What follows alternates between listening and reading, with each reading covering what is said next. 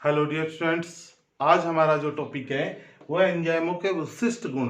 पिछले टॉपिक में हमने पढ़ा था एंजाइम क्या होते हैं, एंजाइम के कौन कौन से भाग होते हैं, उनके बारे में हमने चर्चा की थी। आज के टॉपिक के अंदर हम चर्चा करेंगे एंजाइमों के विशिष्ट गुण, कि एंजाइमों के गुण क्या होते हैं, उनके बारे में हम चर्चा करेंगे। एंजाइमों का जो पहला गुण होता है वो होता है प्रोटीन प्रकृति। यानी लगभग सभी प्रकार के एंजाइम सामान्यतः वो प्रोटीन प्रकृति के होते हैं, कुछ अपवादों को छोड़कर। प्रोटीन प्रकृति का मतलब क्या होता है कि एंजाइम है वो प्रोटीन से मिलकर बने होते हैं। किससे मिलकर बने होते हैं? प्रोटीन से मिलकर है वो बने होते हैं। इसलिए कहा जाता है कि सभी एंजाइम है वो प्रोटीन प्रकृति के होते हैं। इनमें एक एक्सेप्शन अपवाद आता है राइबोजाइम, जो अप्रोटीनीय प्रकृति का एंजाइम है वो होता है। तो सभी एंजाइम कौन सी प्रकृति के होते हैं? प्रोटीन प्रकृति के होते हैं। दूसरा जो गुण है वो है कोलाइडी प्रकृति।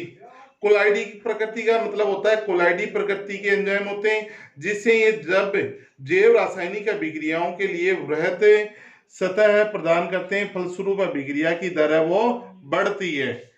यानी कहने का मतलब है कोलाइडी प्रवृत्ति। कोलाइडी का मतलब होता है अति सूक्ष्म होते हैं एंजाइम में, जो अति सूक्ष्म होने के कारण अभिक्रिया को स्थान प्रदान करते हैं और जिससे अभिक्रिया की दर है वो क्या हो जाती है? इंक्रीज, यानी बढ़ जाती है। थर्ड पॉइंट आता है विशिष्टता। विशिष्टता का मतलब क्या है कि सामान्यतः एंजाइम अभिक्रिया विशिष्ट होते हैं, अर्थात एक एंजाइम हमें एक ही अभिक्रिया को उत्प्रेरित करता है। विशिष्टता का मतलब है एक एंजाइम एक ही अभिक्रिया को क्या करता है? उत्प्रेरित करने का कार्य करता है। वो दूसरी अभिक्रिया के ऊपर एंजाइम है वो कार्य नहीं करता। इसे हम बोलते हैं विशिष्टता। क्या बोलते हैं? विशिष्टता कहते हैं। अब हम बात करते हैं कि विशिष्टता है वो 4 प्रकार की होती है। पहली विशेषता होती है निरपेक्ष। निरपेक्ष का मतलब क्या होता है? एंजाइम जब केवल एक ही प्रकार की अभिक्रिया को उत्प्रेरित करते हैं तो इसे निरपेक्ष विशिष्टता कहा जाता है। जिसे यूरिएज एंजाइम केवल यूरिया का ही जल अपघटन करता है। यूरिया का अपघटन है कौन सा एंजाइम करेगा? यूरिएज एंजाइम करेगा। यानी ये यूरिएज एंजाइम है केवल इस अभिक्रिया पर ही क्या करता है? कार्य करता है। तो इसे हम बोलते हैं निरपेक्ष विशिष्टता। दूसरा आता है समूह विशिष्टता। इसमें एंजाइम क्रियाधार के समूह पर कार्य करता है केवल। जैसे उदाहरण होता है हेक्सोकाइनेज एंजाइम। हेक्सोकाइनेज जो एंजाइम होता है, ये एंजाइम क्या है? हेक्सो शर्कराओं पर कार्य करेगा। केवल किस पर कार्य करेगा? हेक्सो शर्कराओं पर कार्य करेगा और बाकी समूह पर कोई क्रिया नहीं करेगा। तो इसे हम बोलते हैं समूह विशिष्टता। समूह विशिष्टता का मतलब क्या है? एक विशिष्ट समूह पर कार्य कर रहा है। इसके बाद में आता है तीसरा है बंध विशिष्टता। बंध विशिष्टता का मतलब है इसमें एंजाइम एक विशेष बंध पर ही क्रिया करता है। जिसे उदाहरण है इसका राइबोन्यूक्लियेज एंजाइम। एंजाइम का नाम है राइबोन्यूक्लियेज एंजाइम। राइबोन्यूक्लियेज जो एंजाइम है, ये एंजाइम केवल डीएनए के 3 एंड सिरे पर न्यूक्लियोटाइड से संबंधित फास्फोएस्टर बंध का क्या करता है? अपघटन करता है। यानी ये राइबोन्यूक्लियेज एंजाइम है डीएनए के 3 एंड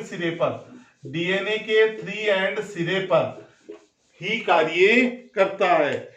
ठीक है। और लास्ट आता है त्रिविम विशिष्टता।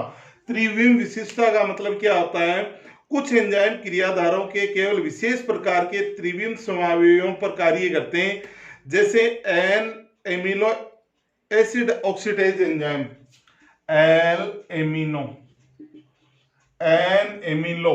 Amino acid oxidase enzyme. ये जो एंजाइम होता है ये क्या करता है? एल एमिनो एसिड पर ही कार्य करता है। एल एमिनो एसिड पर ही क्या करेगा? कार्य करेगा। तो इसे हम बोलेंगे त्रिविम विशिष्टता के नाम से जाना जाता है। ये डी एमिनो एसिड पर है वो कार्य नहीं करेगा। किस पर कार्य नहीं करेगा? डी एमिनो एसिड पर कार्य नहीं करेगा। अब विशिष्टता में सबसे पहला पॉइंट आता है निरपेक्ष। निरपेक्ष का मतलब होता है जब एक एंजाइम केवल एक ही अभिक्रिया को उत्प्रेरित करे, जैसे यूरिया का अपघटन करता है यूरियज एंजाइम। दूसरा आता है समूह विशिष्टता। समूह, जब एंजाइम केवल एक समूह पर ही क्रिया करे, जैसे हेक्सोकाइनेज एंजाइम है वो हेक्सो शर्कराओं पर कार्य करता है। थर्ड आता है बंध विशिष्टता। राइबोन्यूक्लियेज एंजाइम में डीएनए के 3 एंड सिरे पर फास्फोएस्टर बंध पर क्या करता है, क्रिया करता है।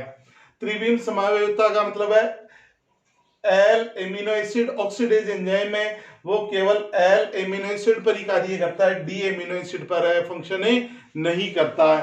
तो इसे हम कहते हैं त्रिविम विशिष्टता। फिर आता है वृहद आकार।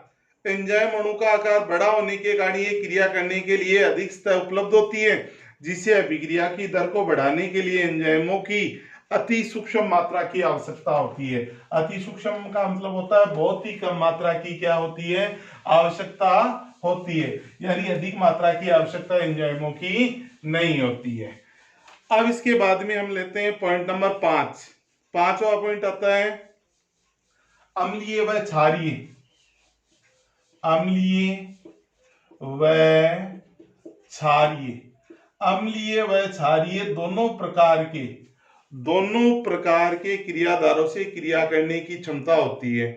एंजाइम का अधिकांश भाग प्रोटीन का बना होता है तथा प्रोटीन उभयधर्मी प्रकृति का होता है, अतः ये क्षारीय व अम्लीय दोनों प्रकार की क्रियाधारों से क्या करता है, क्रिया करता है।